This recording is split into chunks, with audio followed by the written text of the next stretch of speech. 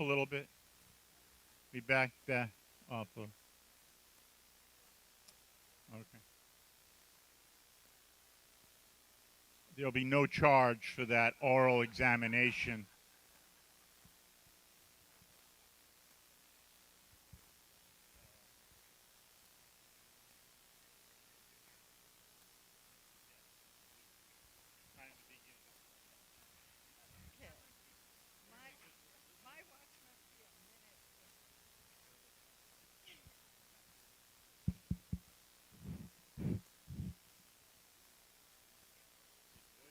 Oh, okay.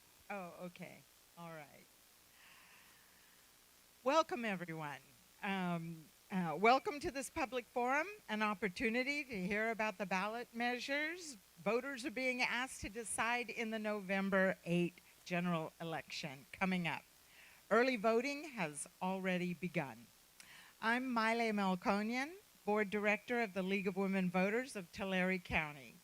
The League's mission is empowering voters and defending democracy. To both these ends, we and our co-sponsors are happy to offer this event. What's on your ballot? Navigating the propositions. An informed electorate is crucial to a healthy democracy. As trite as this may sound, it is absolutely true. Thank you all for paying attention. I want to recognize the team that has made this event possible.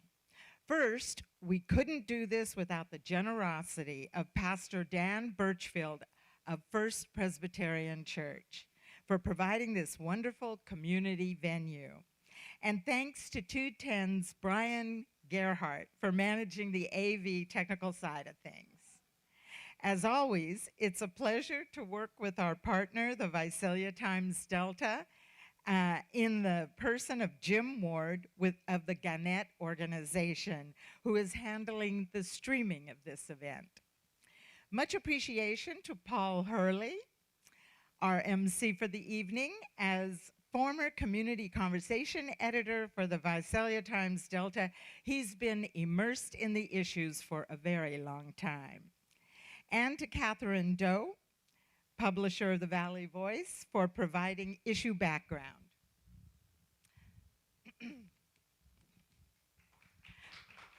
Almost.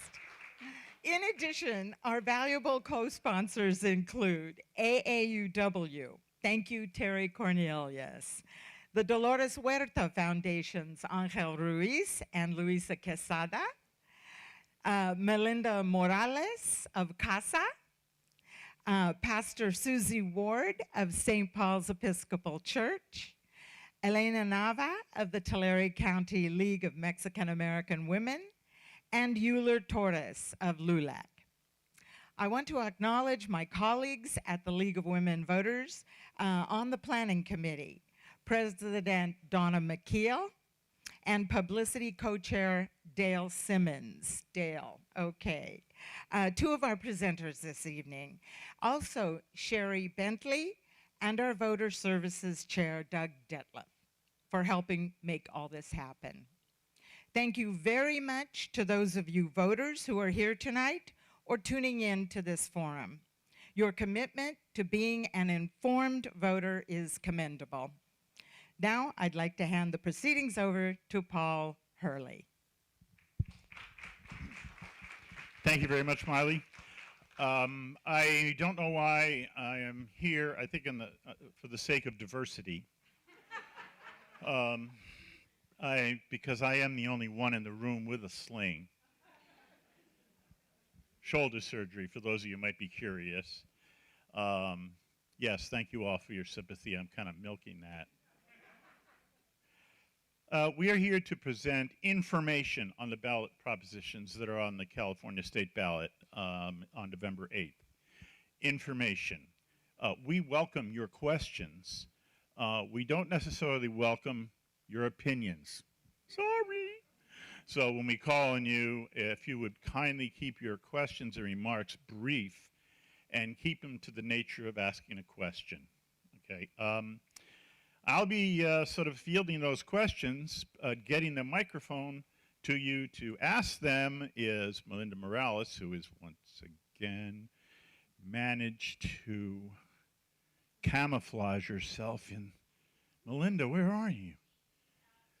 Okay, well, she will be here when the time comes. Our format is pretty simple. We're going to go through the propositions one by one, and our presenters will be providing the information that has been given to us through the League of Women Voters. This is all nonpartisan and objective. Now, we're going to present pros and cons, but we are not here to advocate one side or another. The only thing that we are advocating here tonight is that you vote. That's the only thing we really insist that you do.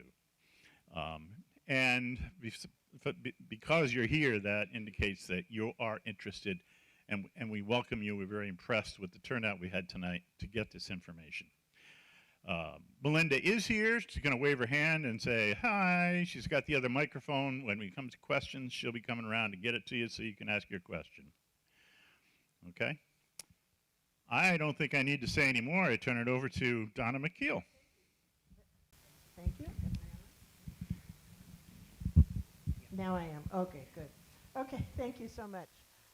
We're going to start by acknowledging where this came from. The League of Women Voters of Diablo Valley contacted St. Mary's College of Moraga, and between the two of them, they put this slideshow together, this PowerPoint. And then we tweaked it a little bit, thanks to Miley Melkonian, but it really is the brainchild. And the original one did come from League of Women Voters of California. They put one together to begin with, and that's kind of how all of this came about. And then we thought this is a great way to inform our citizens. So we're going to start with Prop 1. First of all, we have pros and cons of the propositions. There's issues, the content, and the arguments for and against. There are one Constitution amendment, 5 citizen petition initiatives, and 1 referendum, which is the last proposition. Prop 31 is a referendum. And I'll explain what that is as we get to that one. So, Prop 1. We'll also be talking about Measure C. Yes, we are talking about Measure C. After the propositions, we're going to do a Measure C presentation. And then after that, we're going to do a presentation on Voter's Guide. And that will be a slideshow as well. So, Prop 1, the Constitution, the proposition reads, the Constitution right to reproductive freedom, legislative constitutional amendment. And the overview is, if passed, Prop 1 will change the California Constitution to specifically prohibit the state from denying or interfering with an individual's reproductive freedom in their most intimate decisions, which includes the fundamental right to choose to have an abortion and their fundamental right to choose or refuse contraceptives. The intention of this constitutional amendment is to further the constitutional right to privacy and the constitutional right to equal protection. A little background. With the Roe v. Wade Supreme Court decision of 1973, the U.S. Constitution recognized a protected right to choose an abortion. After that ruling, a variety of court challenges either upheld or rejected laws in a number of ways. The trajectory changed dramatically with the Dobbs decision this year, in which the Supreme Court overturned Roe v. Wade and eliminated any federal protection for the right to choose an abortion. The basis for the Supreme Court decision was that rights that are not explicitly mentioned in the U.S. Constitution must be deeply rooted in history and tradition in order to be guaranteed.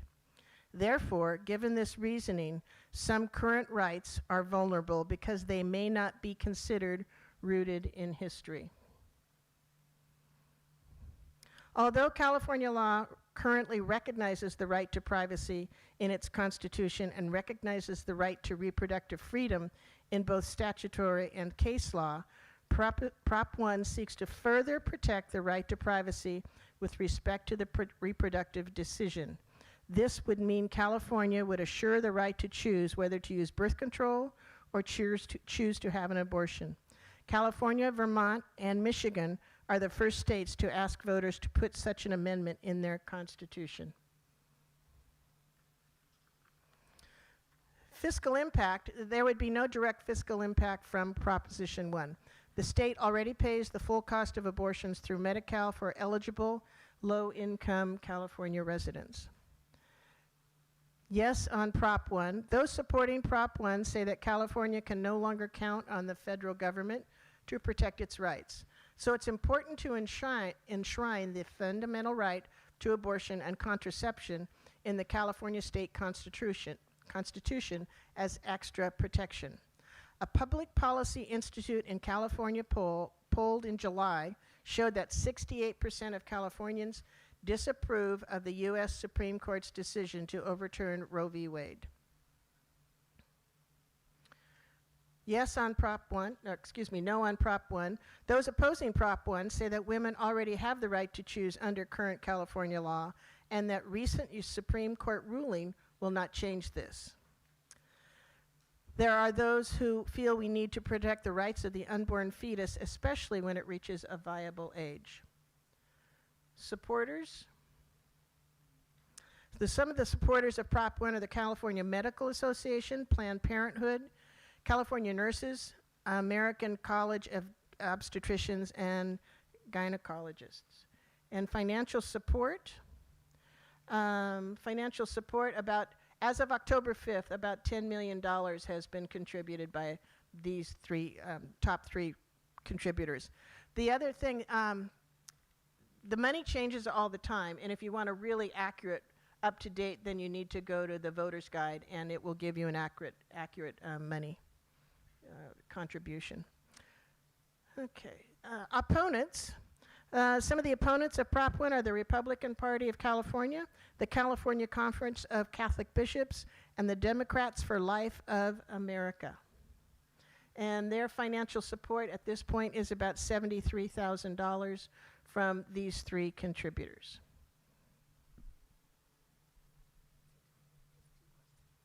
Just two questions, if you would, please. It's because of time. We're going to try to keep it 2 questions.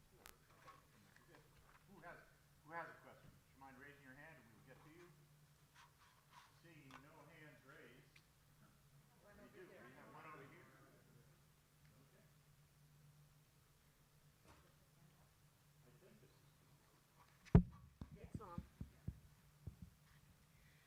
The way I understand it, this does not change current California law on the viability of the fetus or any of those things. It's just to guarantee that.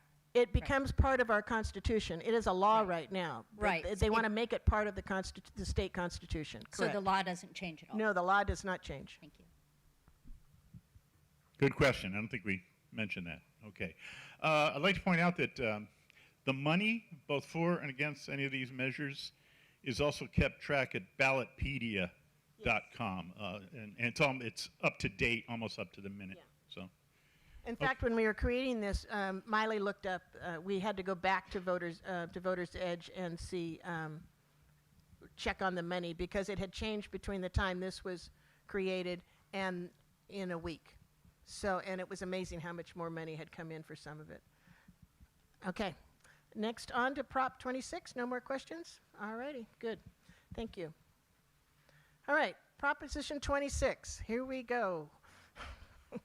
We're going to do 2 of these together, 26 and 27. They're both the gambling ones, and then we will take questions after that. So if you want to make notes on something as we go through this, because there's tons of information here. Prop 26 allows in-person roulette, dice games, sports wagering on tribal Indian lands. Background. The California Constitution generally prohibits gambling. Over the years, the Constitution has been amended to allow some forms of gambling in certain locations. Currently, both the California Lottery and card rooms in which games similar to poker are played are legal. Betting on horse races is also legal. In American Indian-owned casinos, slot machines and certain card games are allowed. sports betting in California is illegal. The lack of legal sports betting does not mean that Californians do not engage in it. Is that a surprise? Shock. Yeah, shock. An unpublished study from 2019 estimated that Californians are making billions of dollars in sports bets either through bookies or offshore companies. And the current law does not prohibit fantasy league betting. Yeah. An American Indian tribe casinos do not pay state or local tax, but they do pay state and local governments a fee based on their casino revenue at a rate that is negotiated by each tribe. In many cases, interesting, huh? Didn't know that. In many cases, you're going to learn so much tonight, let me tell you. Casino income is used to benefit communities, supporting education, building, and services. And casinos also, of course, provide jobs. Oh, wait a minute, I think I went too far. Sorry about that. There we go. If passed, Proposition 26 would legalize in-person sports betting at American Indian casinos and the 4 licensed racetracks in California. Sports betting is defined as wagering on the results of professional, college, and amateur sport and athletic events. It would not allow betting on high school sports or events involving a California college team. At racetracks, sports betting could be offered to people 21 or older. It would also legalize roulette and dice games such as craps at tribal casinos. However, existing tribal state compacts would need to be amended before those games could be offered. The proposition also creates a new way of enforcing some gaming laws, allowing anyone to bring a lawsuit if they believe the laws are being violated and the Justice Department declines to act. Okay, fiscal impact. For California and local governments, it's not certain, but state revenue would probably increase in the tens of millions of dollars each year. New tribal state compacts might require tribes to pay more to local governments. Any revenue to the state would first be spent on education spending commitments and regulatory costs. 70% of money left over would go into the general fund, 15% to gambling enforcement, and 15% to problem gaming and mental health research. Might need a lot of mental health research. Yes on 26. Those supporting 26 say that Prop 26 will continue to aid the American Indian tribes in developing self-sufficiency and lifting them out of poverty. Much of the revenue made in the casinos is used to enhance schools, housing, public safety, and Native American community programs. 26 will also allow in-person sports wagering at highly regulated Indian casinos and allow the casinos to offer additional games which will bring in more revenue not only for the tribes but also for the state. Also, requiring sports wagering in person provides the strongest age verification safeguards to prevent underage gambling. And Prop 26 will strengthen enforcement of California's gaming laws to crack down on illegal gambling. No on 26. Those opposing 26 say that it is clearly an expansion of gambling that will lead to more gambling addiction. It is sponsored by 5 wealthy gaming tribes that want to expand their monopoly on gambling to include sports betting.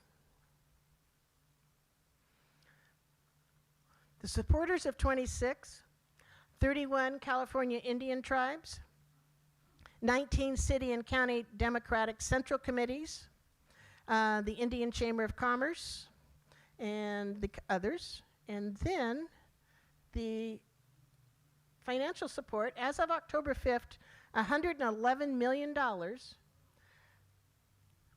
The Coalition for Safe and Responsible Gambling is one of the big pushes behind this. And then the top 5 donors are the 10 different California Native American tribes.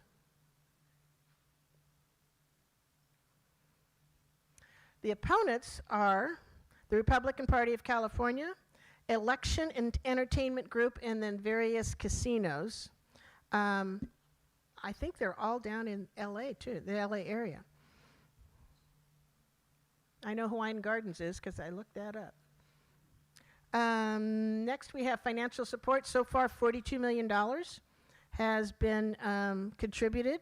And again, mostly all casinos, and in the top 10 are casinos. Against, sorry. Yes, against, sorry. Okay.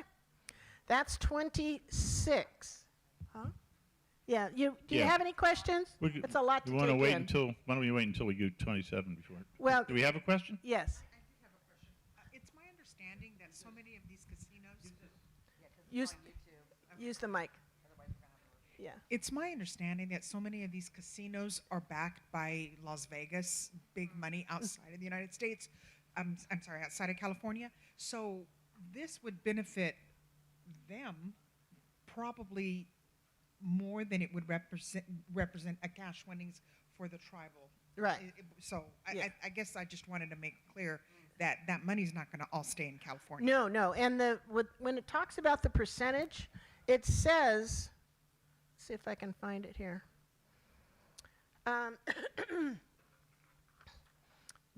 It's after any revenue of the state would be first spent on, if there's any revenue, first they take all the profits out.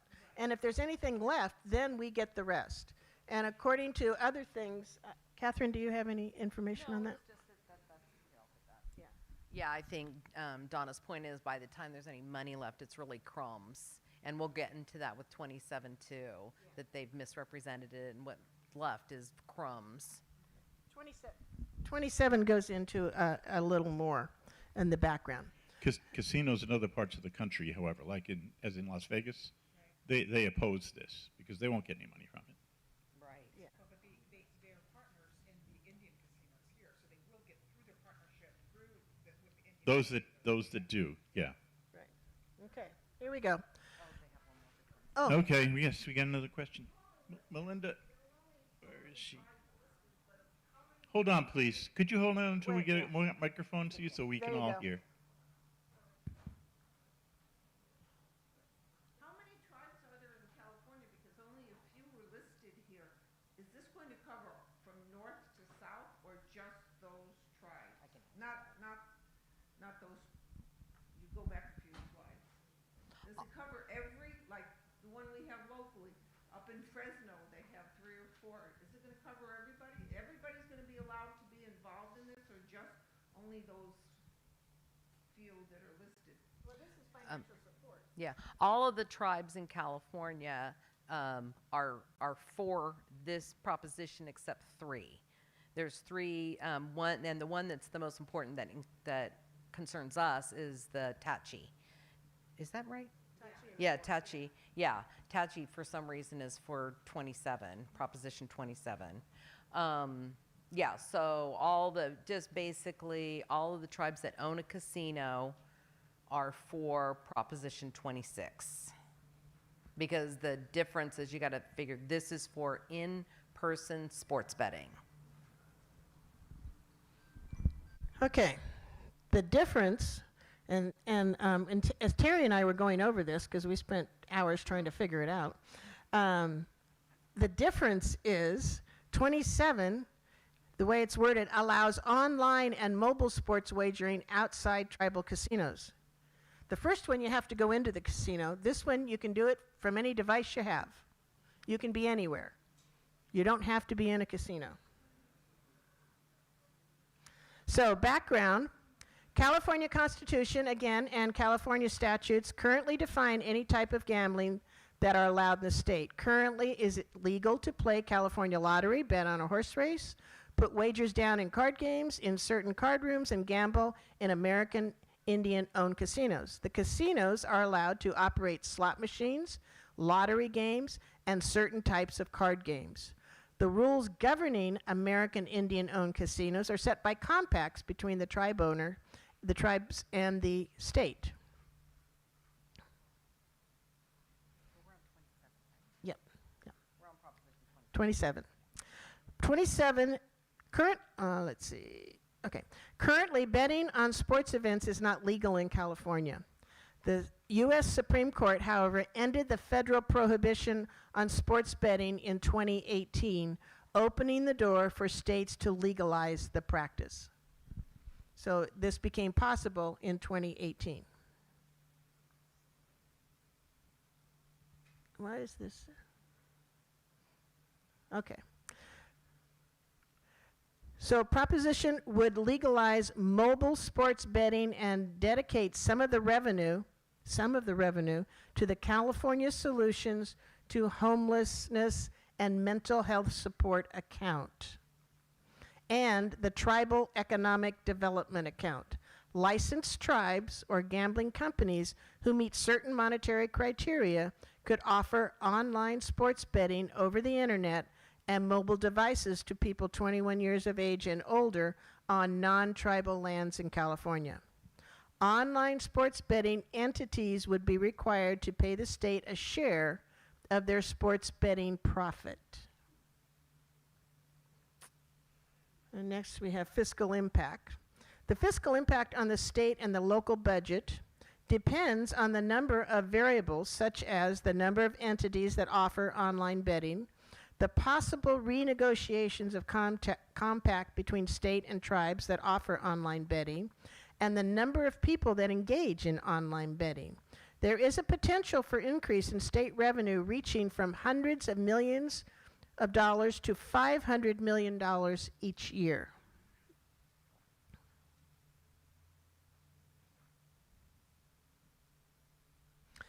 Yes on 27. Those supporting 27 say that it would provide hundreds of million dollars to support programs that alleviate homelessness, mental health, and addiction in California.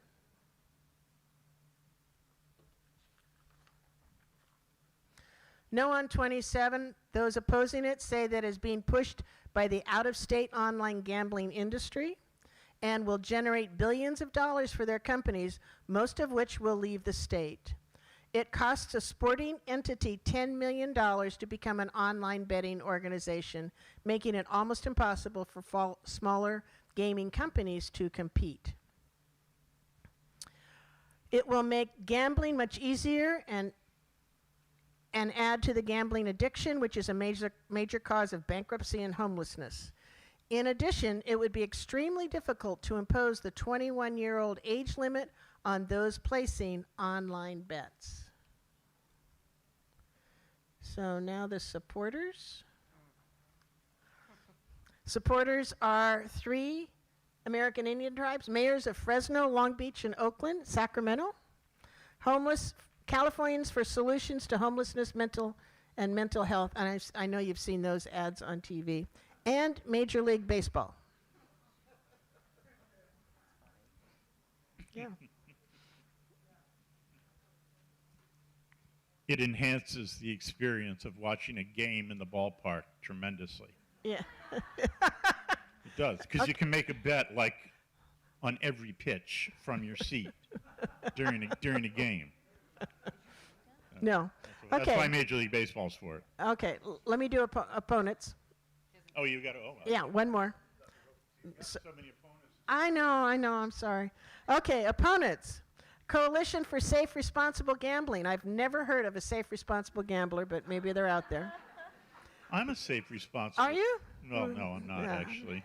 Anybody that gambles, I think, is that responsible is and safe. You have to take Is those 2 words out. unsuccessful. Yeah. Republican Party of California, Democratic Party of California, they agree on something. Heads of Democratic and Republican branches of the state legislature and over 50 California tribes. Those are the opponents. California Teachers Association. Financial support. There has been over $228 million contributed to this campaign. Top 10 contributors are Indian tribes. That's, yeah. Oh, yeah. That was for, Yeah. I think. Yeah, that's against, sorry. Okay, I get confused. No, that's financial support, those for. Right, that are opposing 27, correct. Okay, there we go, thank you. All right. We have a question back here if we're ready for questions. Yeah. My question is, it said a portion of the revenue would go to homeless and mental health, but it didn't define what portion that is. It could be any portion, 1/100%. So they don't know exactly, because they don't know how many people are going to bet, but the legislative analysis has said maybe 500 million will go to homeless, but that compares to California already spends 30 billion on homeless, and that's why Governor Newsom did say it was going to be like crumbs. They'll get a few dollars. Portion, not Yeah, it's not a very well. Remember, all the profits go to the out-of-state betting, and then there's taxes. They have to pay 10% taxes. And if you read the body of Proposition 27 in your little book that everybody's gotten their little book. Yeah, so the body of it is in there, and it's pretty dense reading.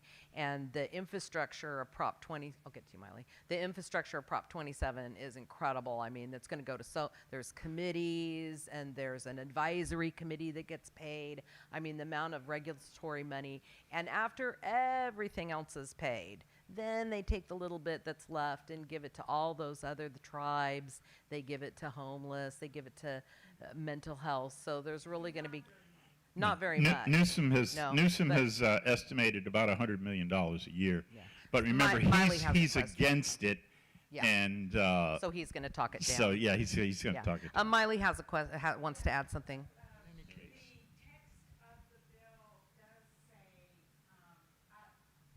Anything that is left, the remaining revenues after everything Catherine mentioned has been paid out. 85% of that will go to homelessness Oh, that's right. projects, and 15% of it will go to the Other tribes. the Right. tribes who are not engaging in the online betting activity. And again, you can find that in Voter's Edge. Yeah. That information. Okay, I have a question here. Gene. from what I had read, so I'm only asking, that if they both pass, the one that passes by a bigger margin will be the one that takes effect and the other one doesn't. Okay, that's not true, I don't think. Okay, so with these two propositions, you can vote yes on both of them, you can vote no on both of them, or yes on one and no on the other. If both of them, they don't necessarily conflict, because if you vote both yes on both of them, it means there's all kinds of betting. You bet in person at the tribe, at the casino, and you bet online. But what they've predicted is going to happen if both win, that the tribes are going to file suit and they're going to prevent that. So it's going to turn into a big, huge legal battle if both pass. But they don't necessarily contradict each other. Parts of them contradict. Parts of them, but not everything. They will both go into law January 1st if everybody votes yes on both of them. Is that? And one of the discussions that California League had was that. Donna, use the mic. Oh, sorry. One of the discussions that I read about online with California League was that it would be taken to court and the court would decide. Yeah. Right. The tribes are going to take it. The tribes are going to take it to court. How many questions are we taking, Paul? For this one more One because more? it's Okay. confusing. Sorry. Yeah, that was my question, but there's some misinformation in the media that To the say the larger least. vote would get the Yes. process. Okay, let's let that lady there had a question. Let's let her go in. We're doing two propositions at once here. Wait for the mic, ma'am. No. I was wondering, how do they verify that the person is 21 or older? You'll be able to do online betting on your phone, on a computer, so there's no way to verify it. I mean, Facebook, I remember you're supposed to be over 13, you used to have to be over 18. They don't verify. Ma'am, you don't have a FanDuel account? Yeah. Well, they'll ask you how old Yeah. you are, and of course you'll say you're 21. I mean, the in-person betting, it's going to be pretty clear, they'll have to be 21. Yeah, in person, But different. online, it'll be everybody, anybody with a phone will be able to bet. I wanted to, just so everybody's clear, that 26 is legalizing sports betting in person, and 27 is legalizing sports betting online. So everybody's clear on that. And it is not legal to bet on sports in California.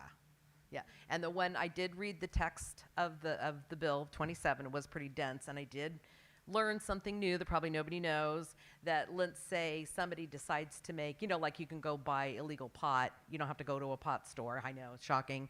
Well, if these things go through and there's legalized sports betting, people are still going to bet illegally through other means. Well, if they find out, you're going to get fined, and you're going to get charged $1,000 a day for every day that you don't pay the fine. So these sports betting companies are going to go after you if you do an illegal bet. They want your money. That's the whole reason for this, is they've got this whole infrastructure that they've written out, and they're going to get your money no matter what, if we pass it. Yeah, that's good. Okay. Okay. Thank you. All right. Proposition 28. This provides additional funding for arts and music education in public schools. Are there any teachers in here? Just a few? Good. Okay, here's some information. If this proposition would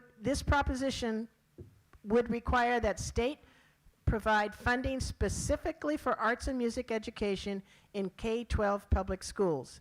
This funding would be in addition to the funding already guaranteed to schools by Prop 98 passed in 1988, and would be at least 1% of the funding received by schools from Prop 98. The legislature could reduce funding in arts and music following a 2/3 vote from both the Senate and Assembly that reduces total funding. Distribution of funding would be based on enrollment. 70% would be allotted to schools based on numbers of students, and 30% would be allotted to schools based on proportion of students from low-income households. The school principal would be responsible for planning how the funding would be spent. Each year, local school boards would be required to certify that their schools spent the funding provided by 28. And a little background. In public schools today, there are 6 million K-12 students. Roughly 60% of California's public school students are from low-income families. Prop 98, passed in 1988, changed the California Constitution to require a minimum percentage of the state budget on K-14 education. There is currently no guarantee source of annual funding specifically for arts and music education in K-12 public schools. The state law requires schools to provide arts and music instruction to all students in grades 1 through 6, and students in grades 7 through 8 must be offered art and music as an elective. High school students currently must complete 1 year of arts or music to graduate. If this proposition passes, the fiscal impact on the state and local governments is likely to be a spending of $800 million to $1 billion each year. Now, this is an interesting statistic. This is less than 1/2 of 1% of the state's general fund.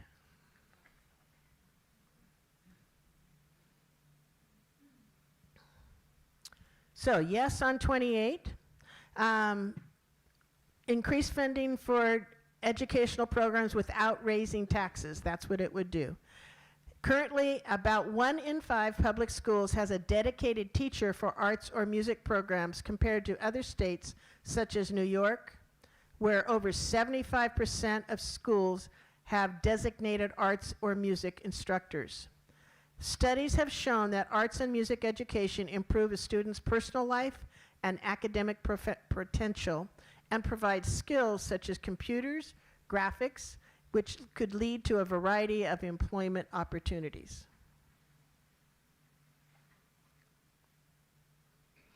No on 28. This is not the way to create a budget for schools. Approving this measure will decrease funding for other programs. And supporters, California Teachers Association, California PTA, Californians for Art and Music, Arnie Duncan, who is the former U.S. Secretary of Education, Jeff Bridges, an actor. Holds the room together. Yeah. Yeah, Jeff Bridges. Isn't that interesting? Financial support, the main contributor is Austin Butner, who is a former superintendent, and he was the one that actually wrote this bill. And he's also a financial consultant. California Teachers, and then Stephen A. Ballmer, and Fender Music. Yeah. Opponents. Currently there are no public opponents for 28. And no money to not have it pass. I'd be interested in reading those editorials that oppose this. Questions? Yeah. Seeing none, I guess we move on. All right. Good, because this one takes a little bit longer. This is this proposition is an initiative that is worded in the ballot as requires on-site licensed medical professional at kidney dialysis clinics and establishes other state requirements.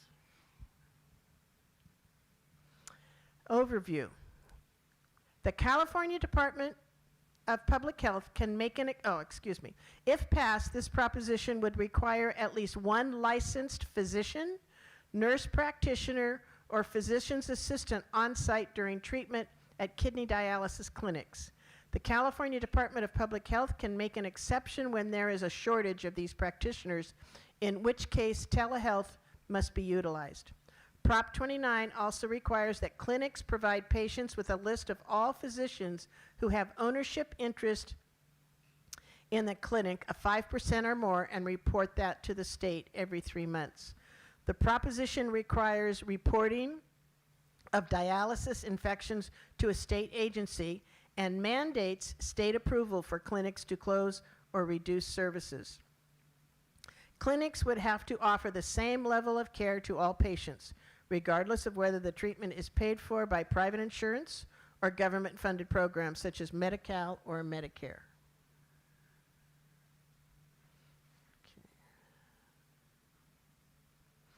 Some background. Over 80,000 Californians receive hemodialysis every month in one of 650 dialysis centers in California. This treatment, which cleanses the blood of waste products, is usually done 3 times a week, and each treatment lasts 4 hours. Nearly 3/4 of these clinics are owned by 2 for-profit corporations, DaVita Incorporate and Fresenius Medical Care. Currently, all chronic dialysis clinics must be licensed to receive Medicare and Medi-Cal payments. One of the current federal requirements is that a board-certified medical doctor be affiliated with each chronic dialysis center and be responsible for quality of care.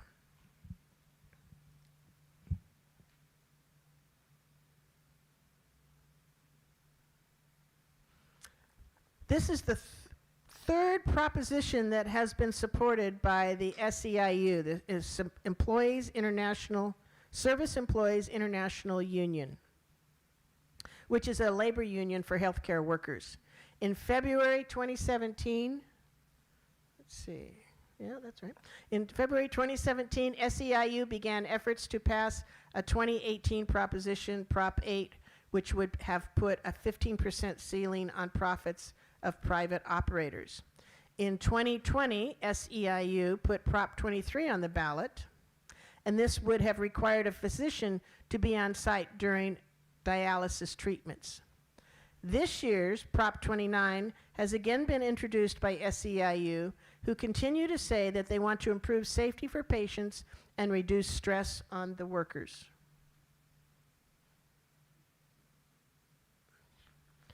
fiscal impact.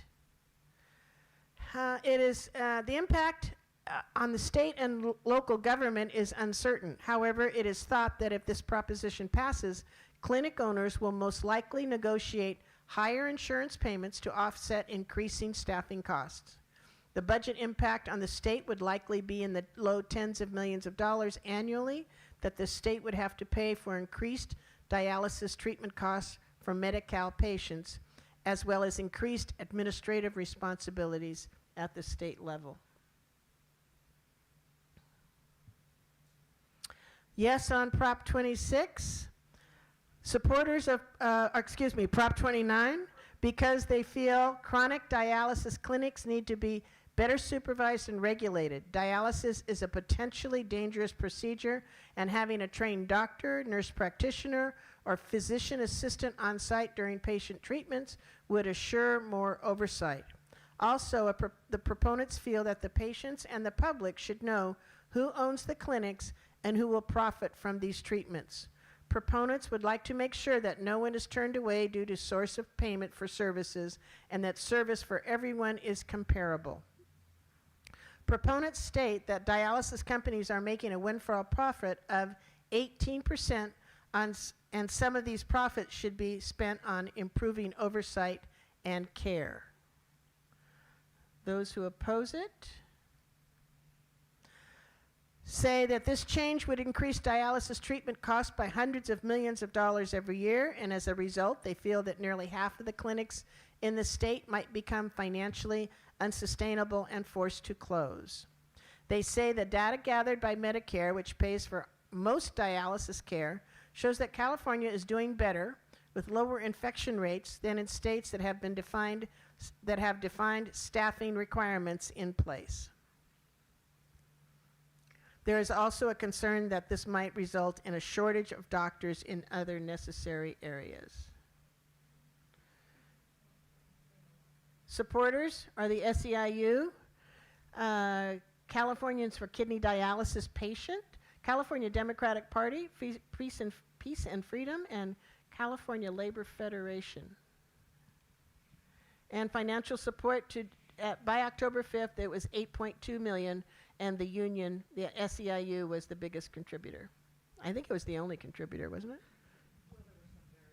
Very small ones, yeah.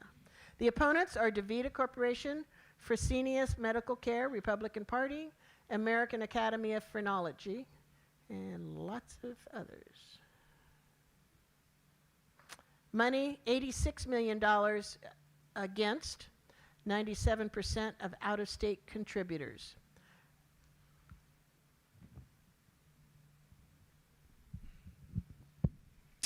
Questions regarding Proposition 29? This is the third time this has been on the ballot in one way or another, so it's pretty familiar to Californians. Apparently, the kidney dialysis industry, of which I knew nothing before this proposition, is annually $3.5 billion in California alone. Sounds about right, but I don't know.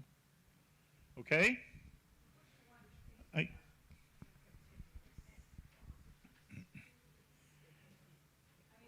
Yeah,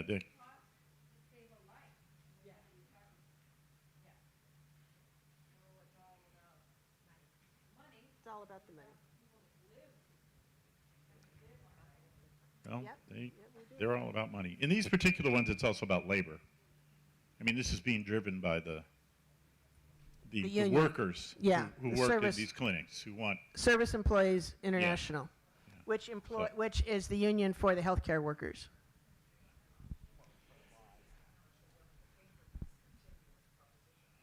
yeah, there's a lot of, but there's a lot more money in opposition to it. And as it said, 97% is from out of state. It was because those are big national corporations that are running a lot of the dialysis centers, the biggest ones anyway. We do have a question here. We do have two questions. I'm sorry to display my ignorance, but who staffs these places if it's not doctors and physicians assistants and nurse practitioners? They're Who's trained doing personnel. this? trained medical personnel. They're not doctors, they're not PAs, they're not nurses. They're like LVNs then, or? They're like techs. Yeah. Yeah. Yes, Yeah. they are very well well-trained trained. people. And they have ongoing education. I mean, it's a controlled industry. There are doctors connected with them. It's just they're not there on site all the time. So This might be redundant, but I'm concerned if people will not get care because of those requirements. What requirements are you? If they have to have the license. Right. people. That's one of the things they Yes. said. They could shut down clinics because they don't have enough doctors or medical personnel to staff it. yeah. The people who are opposing this will argue that if this is passed, the centers will have to hire more people, thereby making the care more expensive and possibly putting those centers out of business. Follow that? But there is a law that says the centers can't close unless the state allows them to close. That's part of. Yeah, and that's just what they're saying. That will actually happen. Okay. All right. Prop 30. 2 more. Whoopee.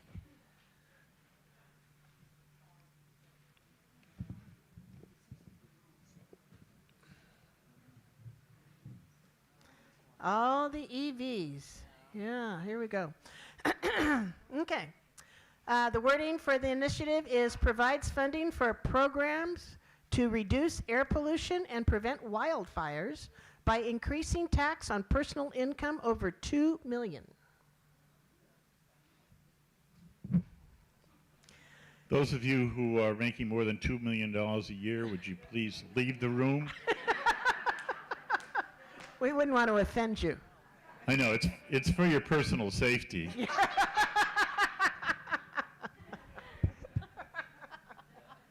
Okay. Now, you got to listen close because there's a lot of percentages in this one. No. California is experiencing, oh, this is a real surprise. California is experiencing severe drought with increasing wildfires and poor air quality. Gas-powered cars and wildfire smoke are the 2 largest sources of greenhouse gases, or GHG, in the state. Both also contribute to poor air quality. State law requires California to reduce its greenhouse gas emission levels to 40% below 1990 levels by 2030. So we have 8 years. State law also requires ride-sharing companies such as Lyft and Uber to have 90% of their drivers using zero-emission vehicles, or ZEVs, by 2030.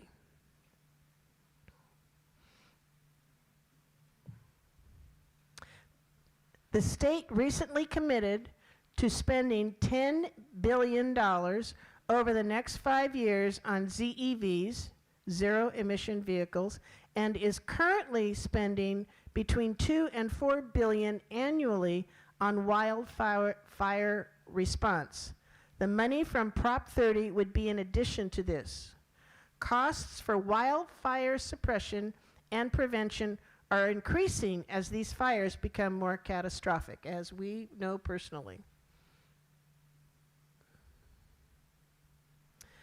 Prop 30 proposes an increase in the income tax by 1.75% on individual incomes above $2 million. Currently, income over $1 million is taxed 1% to fund mental health programs. The current marginal income tax in California is 13.3% on people filing jointly for income above $1.25 million. If Prop 30 passes, the rate will be 15.5% for each dollar above $2 million in income. This rate is higher than any other state in the U.S. The tax increase would end on July 1, 2043, or earlier if there are 3 consecutive years when California greenhouse gas emissions are 80% below 1990 levels. Allocation of the funds for Prop 30, 45% to promote purchase of ZEVs, 35% to increase availability of electric charging stations, and 20% will fund wildfire suppression and prevention. This is a good one. At least 50% of the funds allocated for ZEVs and charging must benefit low-income and disadvantaged communities.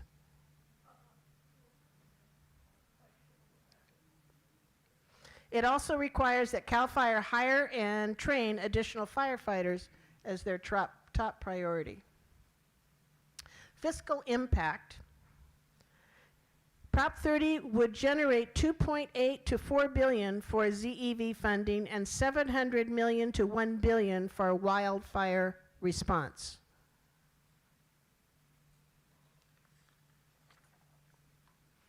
All right, those supporting yes on Prop 30 say that existing programs are insufficient to address California's poor air quality due to automobile exhaust and wildfire smoke. So there is a critical need for revenue to initiate more programs to make electric vehicles more affordable and to prevent catastrophic wildfires that are destroying homes. They claim that there will be a strict accountability to ensure that these funds are spent as intended. No on 30. Say that California is already investing more than $50 billion in climate issues, including $10 billion on zero-emission vehicles, and that additional funds can be paid from the state's budget surplus. Opponents also say that there is no guarantee that Prop 30 will make zero-emission vehicles affordable for most Californians.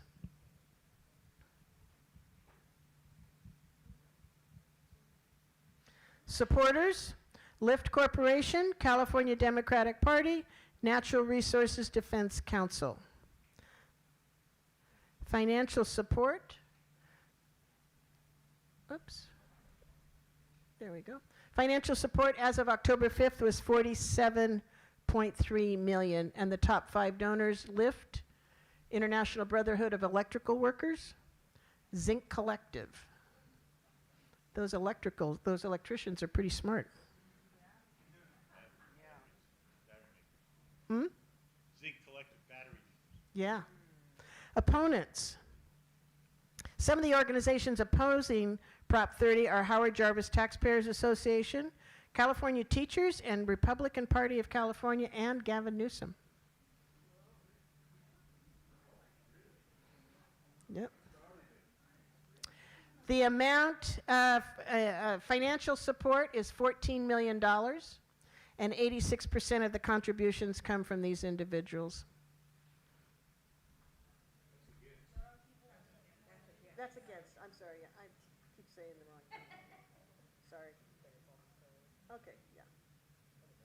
Okay, that's it.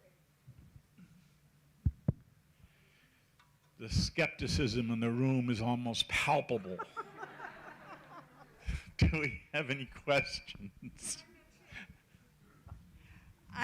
When I saw the California Teachers Association on that list against, I thought that was, curious. I was curious about that.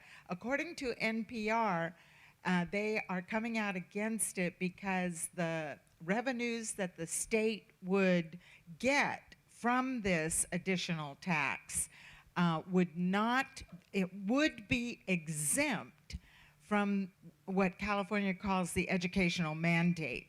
Our budget revenues into the state in general must be spent, 40% of it must be spent on K through 12 education, and this extra 1.75% would be exempt from that. Any other questions, Gene? What percentage of state vehicles are electric and will be electric by in about 5 or 6 years? Yeah, we don't know that, but that's a good Well, question. there is a law. Thank you for your dose of skepticism. There is a law that by 2040, California will not be selling new New gas cars. Gas cars. Yeah. Yeah. So the state Okay. will be completely, it seems like it's going to be a completely electric fleet, and they already have that planned without this tax. That's what It's probably Newsom- why Newsom really doesn't. Yeah, Newsom. Well, support it. Newsom, it's because if you notice that the people making 1.2 million a year and above are the ones that are paying California's tax, and which they should. But every time we need more money, we're like, well, let's tax the millionaires. Yeah. And if the millionaires leave California, I mean, most of us aren't paying California tax because we're not making $1.2 million. So when they all leave, we're not going to have any fun. There's not going to be any money in the coffers. Once they leave, they come for us. The thousandaires. Yeah, they won't though. Yeah. Okay, let's go.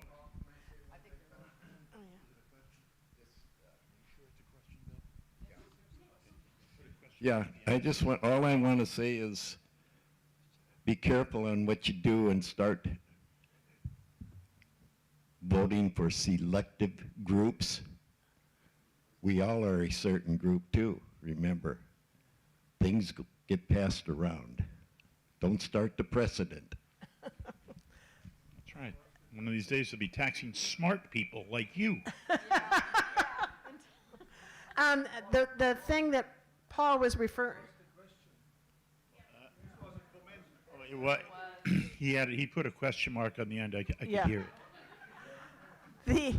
The date that Paul is referring to, it says here, the plan was just issued by governor on August 25th, indicating that by 2035, 100% of new vehicles must be ZEVs. 2035. Yeah, 2035. So was that 13 years? Yeah, 13 years. Okay.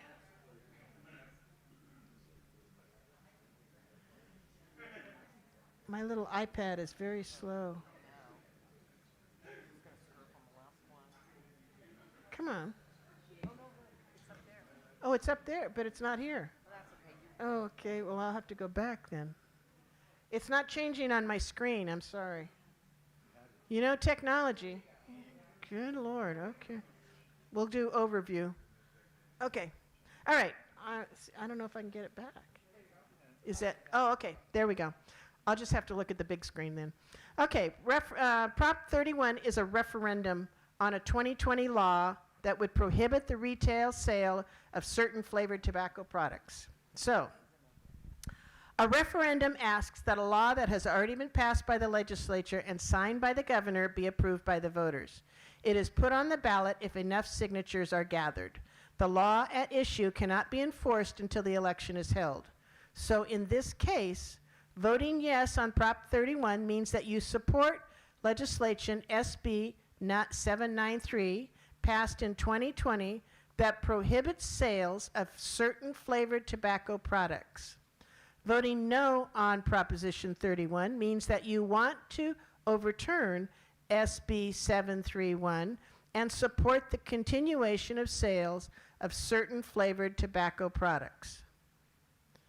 Okay, I think I did the overview. So now, yeah, well, I have to, okay. Yeah, that was the overview. So now background. To give you a little background, August 2020, SB 793 was signed into law. 84 of 89 Democrats and a quarter of the Republicans supported the bill. It prohibits in-store retailers and vending machines from possessing flavored tobacco products with the intent to sell. The legislative ban includes flavored juices, which can be used to vape, menthol cigarettes, chewing tobacco, and flavored cigarillos, but excludes hookah and Premier cigars. Yeah. I can't see that. It has not yet. Okay. In 2009, the federal law banned cigarettes with non-tobacco flavors except menthol. Oh no, that's too far. Yeah, now okay, we're there. Okay, let's see. The final, okay. Right now, about 1/3 of Californians live in areas with rules banning certain sales of flavored tobacco products, most of which include a ban on menthol cigarettes.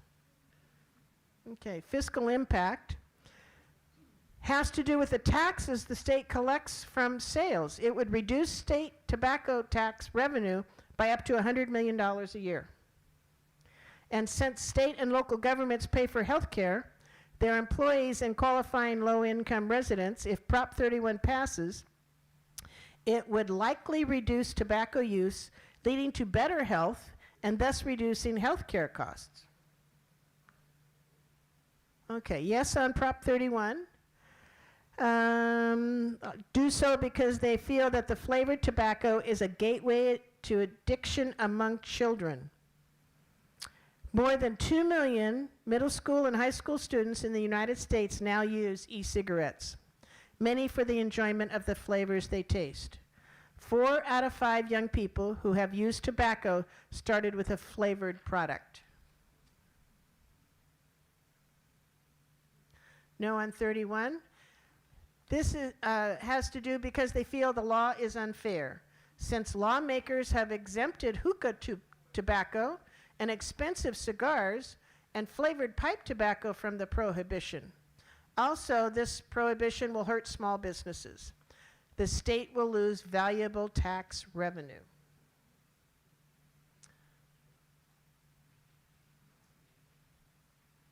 There we go. Supporters, California Teachers Association, Gavin Newsom has endorsed this.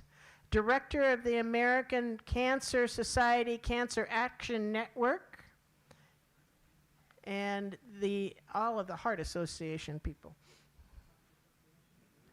Okay, financial support is about $9 million. Michael Bloomberg from New York, Kaiser Foundation, California Teachers. Opponents, no on Prop 31, Californians against prohibition.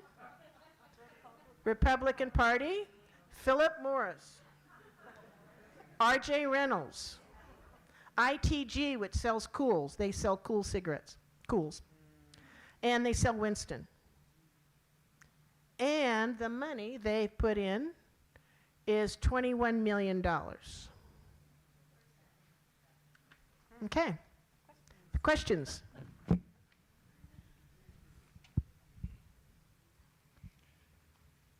Any questions? I guess it's pretty straightforward. You all knew what to expect on this one, right? So, okay. All right. Thank you so much. I hope I didn't bore you too much. You can learn something. COS? Take it home and study it. Next week, is there a question? Was there COS? Pardon me? COS? Yes, next we Yeah, have Measure C. Come on up, COS. Yeah, College of Sequoia's representatives. Jennifer, could you have your team come up?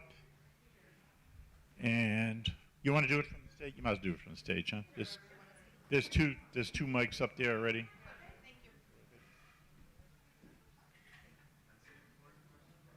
You're going to have to pass this one back and forth if that's okay with you. All right. We're good with that. Yeah, let me move the chair. Well, there's 3 of us, so we're probably good. Anyway. Okay. Oh, shoot. Wait. We need one more. Yeah. Just borrow mine for now, too. Okay, so they have 2 of them.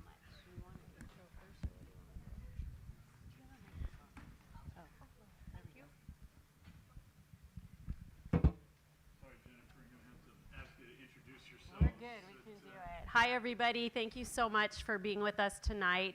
We're going to introduce ourselves and then have a short presentation and then have time for question and answer. So I'm Jennifer Vega Lacerna, and I'm the Vice President of Academic Services from College of the Sequoias. And I'm also very proud alumni of College of the Sequoias, moved back to the Central Valley, and very surprised, walked in the room tonight and my mom and dad were walking in. So they're back there too. So it's fun to see you all. Good evening and welcome, and thank you for all of the very informative information we heard earlier this evening. That was great for me to hear. My name is Jessica Morrison. I'm the Vice President of Student Services at College of the Sequoias. We were happy to be invited here to share a little bit about some exciting things we've got hopefully coming up, and just to also thank the community for all of the support the college has received over the years. And I'm Lauren Fishback. I'm the Public Information Officer and the Director of Marketing and PR for the college. And little funny backstory, we were really nervous about which letter we were going to be assigned, and we were trying to figure out how on earth would we sell like measure X or measure Y, but luckily we got measure C for college or for cool, so or for COS, yep, so we were really excited to get measure T, yeah. We were very happy to be assigned C. So very quickly, I'm going to go into a little bit of how Measure C kind of came to fruition, and I'm going to do a little storytelling. So if I go off topic, please rein me in. So as many of you know, 25 years ago, University of California decided to open another university in California, and they chose Merced, and that gives you UC Merced, right? Unfortunately, we were not the lucky winners of that particular bid, and since that moment in time, 25 years ago, not much has happened in terms of the CSU and the UCs talking about opening additional universities, especially here in the Central Valley. So with that in mind, we are growing. A lot's happened over the last 25 years, right? In addition to, College of Sequoias is ranked #1 in the state for associate degrees of transfer, right? So that means, yeah, you guys, we're really, really doing amazing stuff, especially with our transfer programs and preparing our students to transfer, right? That's the whole point. We want them to get their associate's degree and transfer to four-year universities. So with that in mind, just small data points to keep in mind. Tulare County is the second largest county in the state without a public four-year university. If you're interested, the largest county without a four-year university is San Mateo, which is huge, right? So the fact that the two of us are in the top 2 in the state without tells you a lot. Another thing to remember is that I'm going to read this because I don't want to get it wrong.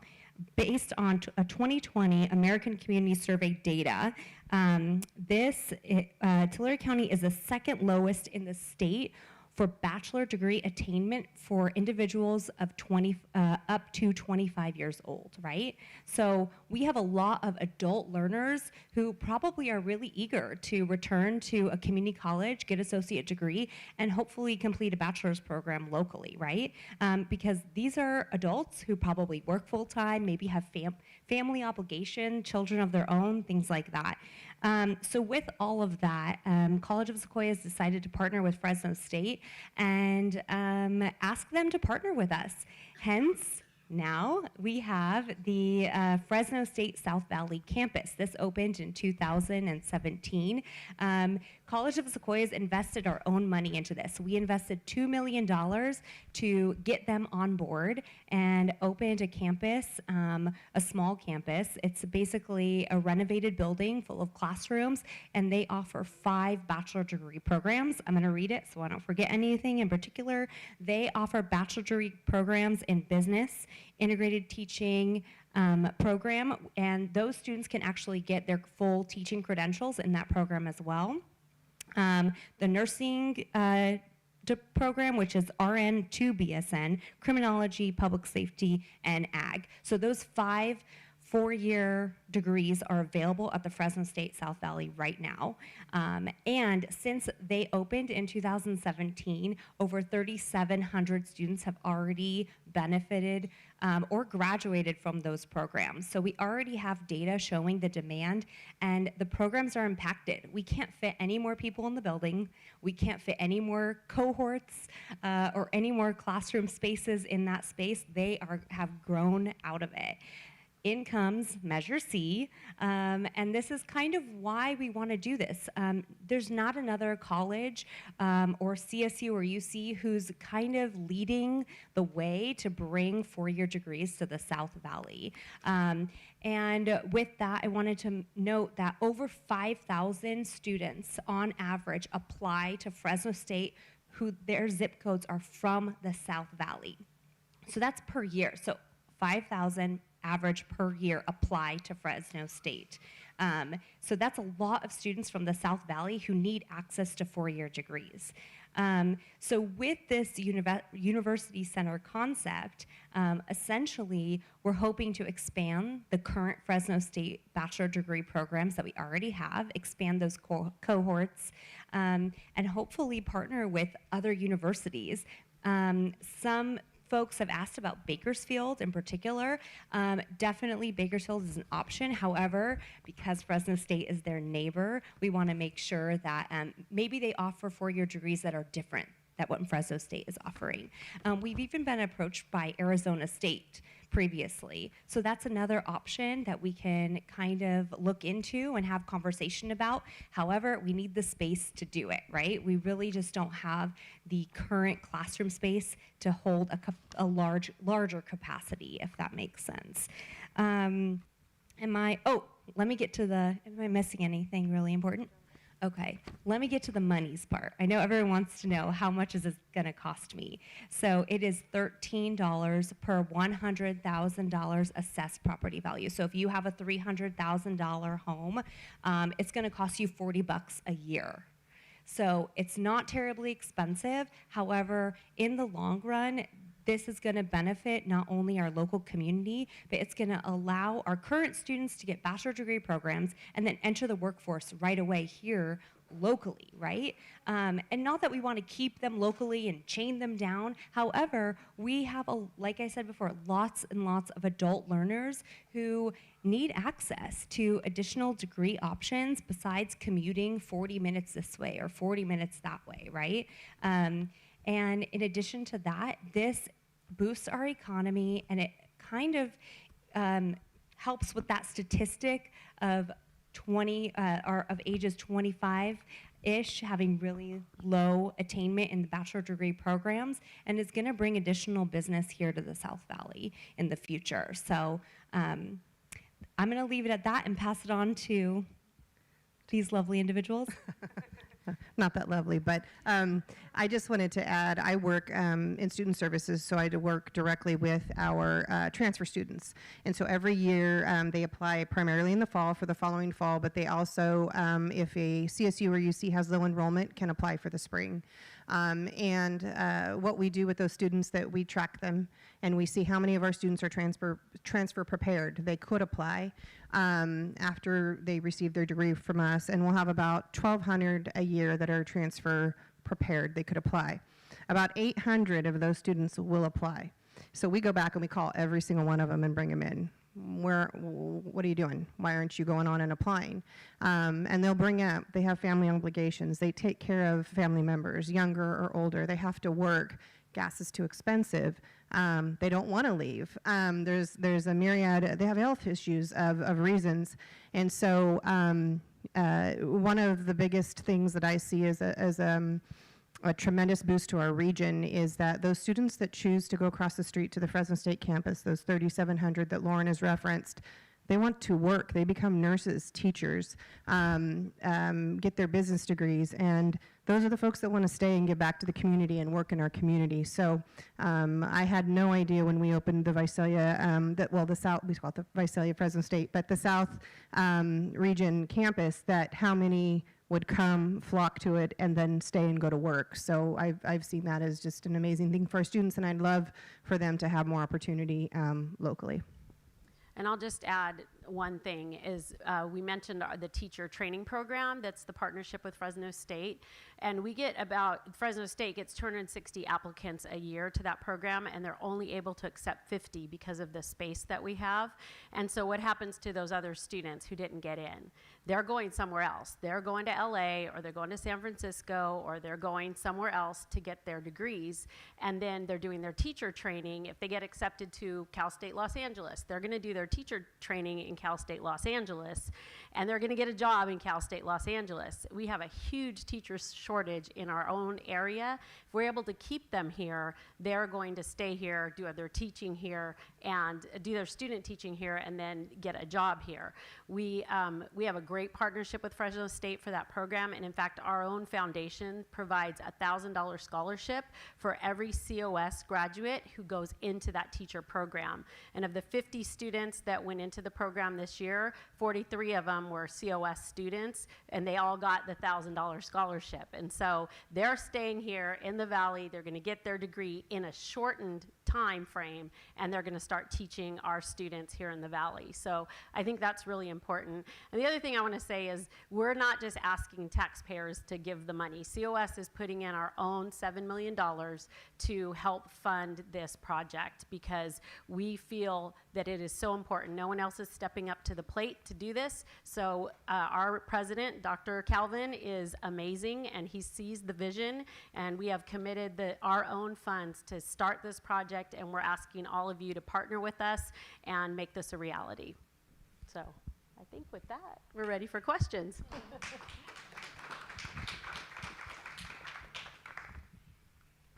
Let me start out with a question. Could you explain some of the nuts and bolts and infrastructure about this? It's $95 million general obligation bond to pay for classrooms, to hire teachers, to pay for a material, et cetera, and also explain where the current Fresno State campus is, because not everybody might know what that is on Meadow Lane. Yeah. So you guys, if there's no Nordstrom and Starbucks, sometimes I don't know where I am. So I'm going to preface with that. But I will tell you that the current South Valley Fresno State campus, it's on the south side of Meadow. It's right across the street from kind of our furthest parking lot on Meadow and Mooney, if you're familiar with that. Also, I encourage you to visit our website. It's cosuniversitycenter.com. We have a map on there. It shows you exactly where the space would be.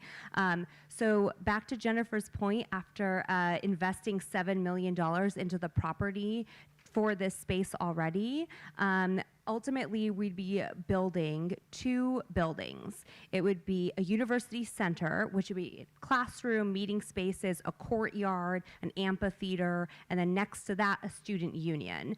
Now these 2 spaces— Adjacent to the current facility. Yes, exactly. These 2 spaces would really create kind of that 4-year degree university feel. The reason we need, I guess, we're hoping for the 2 buildings in particular is because we really want these students to feel like they have transferred, right? We don't want them to feel like, oh, well, if I knew I was going to be in the Kern building on the Visalia campus, maybe I wouldn't have done this. We really want them to be kind of transported into that 4-year college student union experience, and feel like even though they're local, they're still getting that college experience, that collegial experience. So also in addition to that, the university center is multi-story. We're really hoping to partner with multiple universities, not just Fresno State, and house them all in that one space. So is money pretty much going off for brick and mortar kind of stuff? Yeah, and there's a lot of parking, expansion, and things like that that will be included.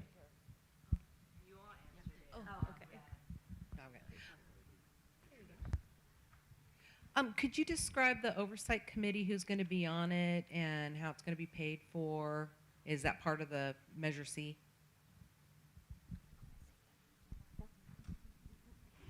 So there will for sure be an oversight committee. In terms of who is on that, I think there's more to to come with that. You know, we do have a group that we're working with currently that includes kind of a campaign manager, if you will. It's actually Christine Staton, if you're familiar with her. She was our previous vice president of administrative services at College of Sequoias, and she worked previously with our previous president, Stan Carasosa, at, was it Visalia? Or, yeah, at Visalia, yeah. She retired. She retired, yes. So she's helping us along with our foundation director and then some of his board members as well. The Bond Oversight Committee group. No, I think not the individual people, but I know that there's a committee included in there. Yeah. Yes, yes. There's another question here. Hi, thank you. By the way, we went to COS too before any of you were born. Yay, alumni. How many COS alumni do we have in the room? Yay, fabulous. I love seeing that. Okay, here's my question, because I know something like this came up and failed when the hospital wanted to do something. Is Measure C only being voted by people who live in Visalia, or is it also voted, because let's face it, we get kids from Orosi, Woodlake, Exeter, Farmersville. Are they also voting for or against, I guess that would be their choice, for Measure C? So it is Visalia only right now, and we learned that in our last efforts several years ago, I guess it was about 20 years ago, that people in Visalia don't want to vote for things that are happening in other, like Hanford or Tulare. And so we right now recently did bonds for Hanford and Tulare, and so the Hanford folks, they passed a bond to pay for the Hanford Center, and the Tulare voters passed a bond to pay for the Tulare Center, which interestingly enough, Visalia wasn't part of either of those. But they, for example, in our Hanford Center, we have our police academy and our fire academy. And the majority of people going to both of those academies, guess where they live? Visalia. And so Hanford and Tulare are paying for that. And I think it's $15 per year for which I think is $15 a year that Hanford's paying, and $15, it's a little more than $15 for Tulare, but right now Visalia is only paying $3 overall for COS right now. So it's separate. Visalia will be paying $3 for 100,000. Yes, yes, current. That's the current for Visalia. Does that answer? Does that help?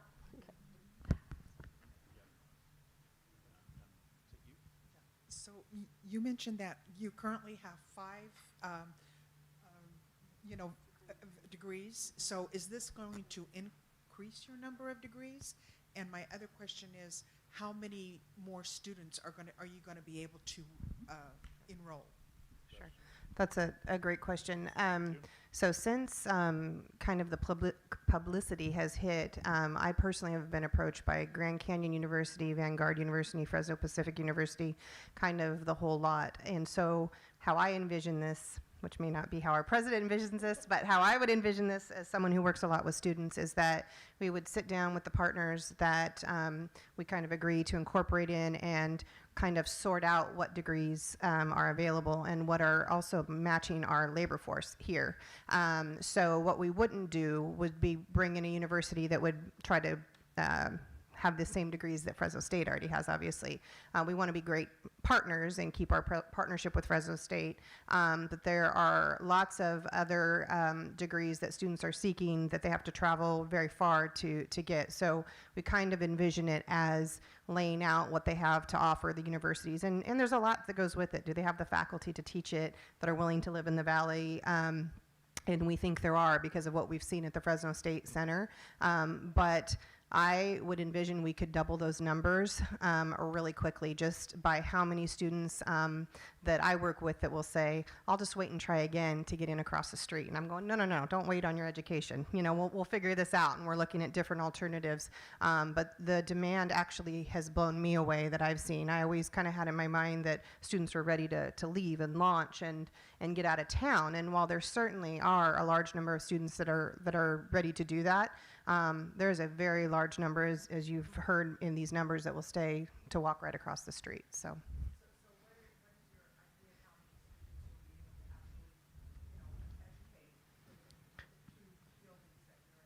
Yeah, I would think the one that has the classrooms in it, we would at a minimum be able to double what we're offering, because there's going to be a lot of coordination with all of this. But we perhaps, depending on the size, could, and I don't know if you know how many classrooms are slated to go in there, but we could probably triple those numbers as well. We're looking for a number, not a double, a triple, or a percentage. I don't. Can we get a number? Yeah. Well, Just- and I just- would just say, because No. the number that we have is over the past 5 years, 3,700 have come through the Fresno State Visalia campus. And so if you double that in 5 years, we maybe 8,000 over 5 years. So couple, 1,200 a year through, or 1,200 to 1,500 total, maybe. But Do we don't, I mean, we've got to see how, I mean, we think it's going to be huge demand, but we need to kind of see how that plays out. Do we have one more? Yeah. One more? We're kind of wrapping things up here, so. And one there. Well, I just have a question. I don't know what the footprint is for this campus, but it seems short-sighted to have another school in the middle of town. That, like COS, it's just about filled to capacity. Wouldn't it be better to have it in a different location for parking and traffic and expansion? Yeah.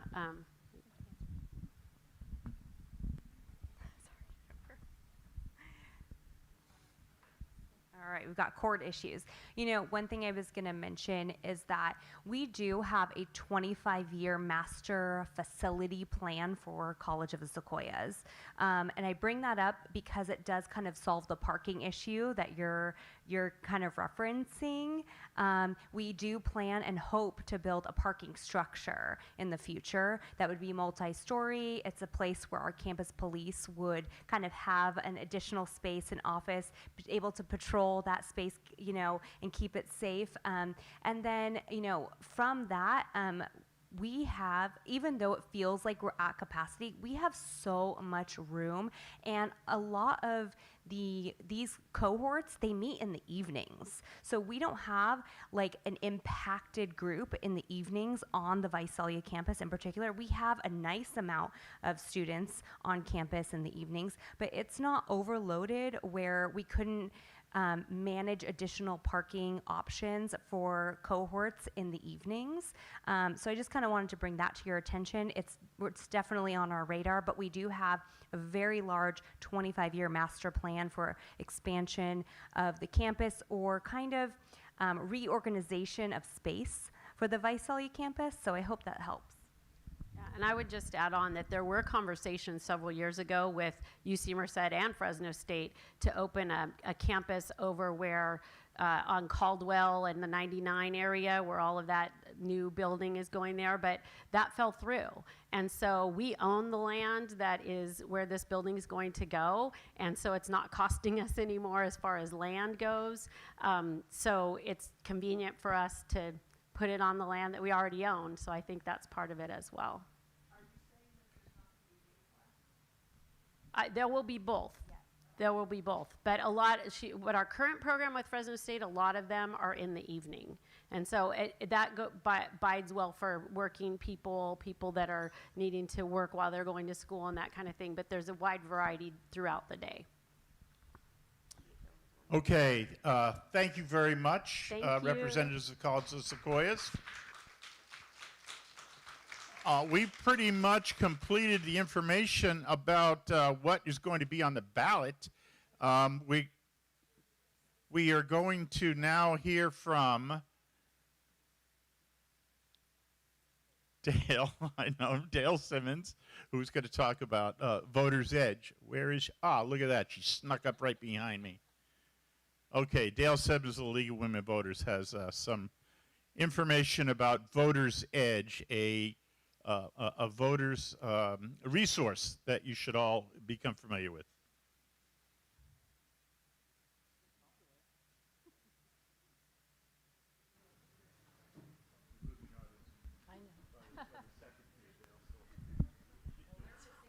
Well, I was going to start off with a joke slide, but I'm going to had to pass on that. But maybe I should have actually. So I am Dale Simmons. I'm the co-chair for publicity for League of Women Voters of Tulare County. I'm also the liaison for Voters Edge in Tulare County. I initially asked the local candidates to participate in Voters Edge, and when they do participate, I review their submissions before they are posted on the front end. And with Voters Edge, there's much information available on the website. I'm going to share with you some of the highlights because there's just so much to share. It's just a lot. So, okay, Voters Edge is a joint project of MapLight and the League of Women Voters of California Education Fund. Both are 501c3 nonprofits that are nonpartisan. And when you Google Voters Edge, you'll hopefully get to this page. Then click on votersedge.org at the top, and you'll get to this page. And what you do is you enter your address. I know the font is really small. I apologize. The address goes in that box. Your zip code goes in this box, and you click on Find My Ballot, and you get a personalized ballot for you. This is my ballot, but that's a pretend address. So anyway, this is the top of my ballot, and there's all the candidates and all the measures are included if you scroll down, but I'm not going to scroll down all those for you. I'm going to move ahead. If you want to look at Voters Edge in Spanish, go ahead and click on En Español, and voila, you get Voters Edge in Spanish. And then going back to the candidates, you choose your candidates. A short term and full term for Senate. The short term position lasts until January 3rd when the full term position is sworn in. And then scrolling down that same page, you'll go all the way down to Secretary of State, but I'm going to focus on the Lieutenant Governor. The minimum requirements for candidates to participate in Voters Edge is to have their profession and then the 3 top priorities included in their submission, and they can vote. They can add a lot more, which these candidates have. So if you want to see Jacob's profile, she's running against Kounalakis. Hit her profile, and you see her top 3 priorities. And then if you go back and you choose on Kounalakis, you choose her profile, and you see her priorities and her profession, Lieutenant Governor. And moving on, here we go to compare the candidates. You go in 2 columns, side by side. I'm going to scroll down really quickly. You'll see the campaign contributions, political beliefs, and you can see this pretty well. The top, these are the pie charts of donations. The top ones, Jacob's on the left and Kounalakis is on the right. By state, most of the contributions for both candidates come from California. By size, they're all large contributions for both candidates. And by type, most are from individuals for Underwood Jacobs and more from organizations for Kounalakis. About information about ballot measures, we've heard a lot about ballot measures today, and it's been really educational. On Voters Edge, you just click on Measures. It's the middle tab, and it starts at the top, Prop 1, and scrolls down to Measure C on my ballot. I'm just going to focus on Prop 30, income tax on millionaires for electric cars, which we all are in that income bracket ice here. And so what you see is you see the top of the page is the description. You scroll down.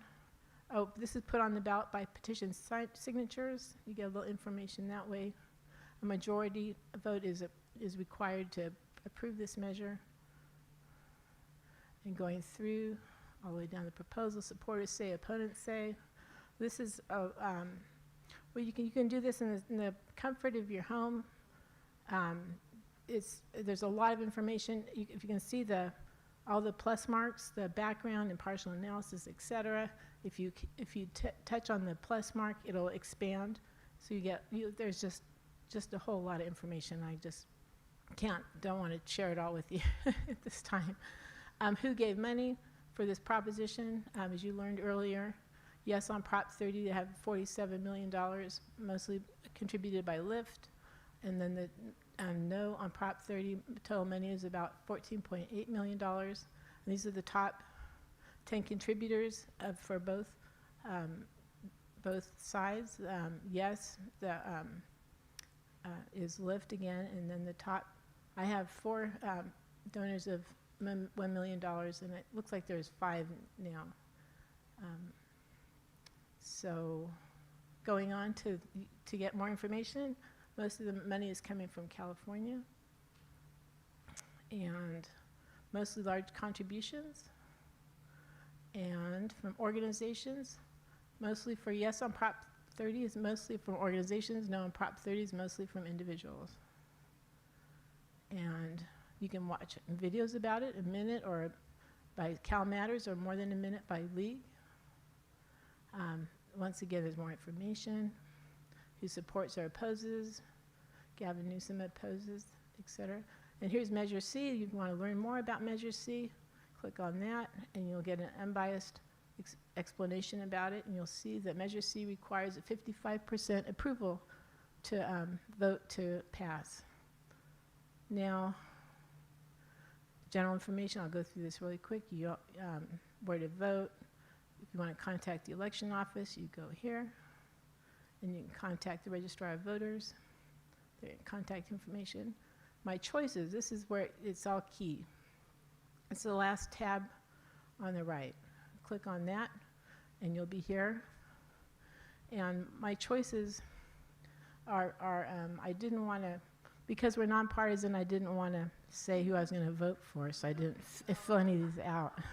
So, yeah, this is what you fill out. So you choose senator here, and then you get Padilla or Muser, and I'm not going to tell you how I voted. So you can choose one or the other, and then when you go back to that page where it says senator, and where it says no candidate selected, but for you would have the name of your candidate listed.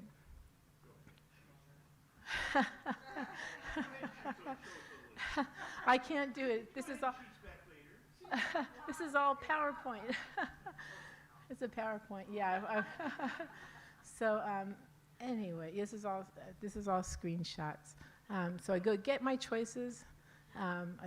To get your choices, print your back. So you can have 3 options. You can print your choices on a sheet of paper. It'll list them all. Have the contest and then the candidate who you choose all on one page, and then at the bottom will be your polling location. What about the local? Do you get local? Does voter register? Yeah, it goes all the way down to city council. Yeah. Well, not everybody participated, and that would be nonpartisan. Yeah, school boards there. Yeah,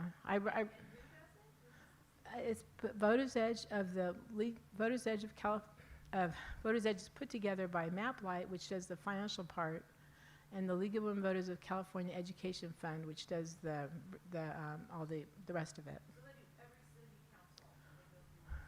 No, they don't do city. The candidate has to put in the part. They don't know about Voters Edge. Well, they've all been participated. They've all been contacted. I am the. Yes. Yes, we're the ones that, I'm the one that, and my liaison are the ones that have contacted all the candidates repeatedly. Some participate, some don't. It's a wonderful way to level the playing field. I want to wrap this up here. Dale, can you mention that whether they participate or not, their donors are in there, right? I don't. That's a good question. I don't know. I don't know if everyone's. Oh. All the state ones, they're the money, any money that is reported for the state ones, but not the USD. Okay. Okay, we're just, there's a report that all the state candidates, the money that is to their campaigns on Voters Edge, whether or not they are participating officially. I'm going to zip back here to get my choices. Print your choices. I told you can print it out on the page. You can copy a link and send it to anybody you want to your choices. It is saved. it is saved. So you can copy that and you can put it in a document. You can post it on Facebook. You can email a link to your choices to yourself. I recommend that you copy the link or you email the link and test it, and not just first. And then also, let's see here, polling location, it gives you that. With that, I wanted to thank you. So there's one of you in every county? There's one one of me. There's a Voters Edge representative in every, well, for every league, not every. Yes, some leagues go multiple counties. So we're assigned different candidates. So, are there any questions? Are there any questions? Let's make real quick. We got to wrap this up. Votersedge.org, not .com. Okay, very good. Dale, thank you very much. Hey, let's thank the League of Women Voters. Thank you, College of the Sequoias, Jennifer Lacerna and her team. Oh, yes, and there is a tip jar back there at the table on the way out. Pastor Susie has one right there to contribute to First Presbyterian congregation, not church, but the congregation that supports this building. Okay, we want to thank you all very much. Remember to vote on November 2nd. I have one further announcement. 8. What did I say? Well, don't go on the 2nd, then they won't be open. November 8th. I have one further announcement. Tulare County Voices at 2:10. We'll be reconvening on December 13th. Our old friend and guest, Visalia's historian Terry Oman, will be here to present our program. So you heard it first. That's brand news. Okay, so keep on your calendar December 13th here at 2:10. And with that, I want to thank you all. Have a pleasant evening. Safe home. Thank you.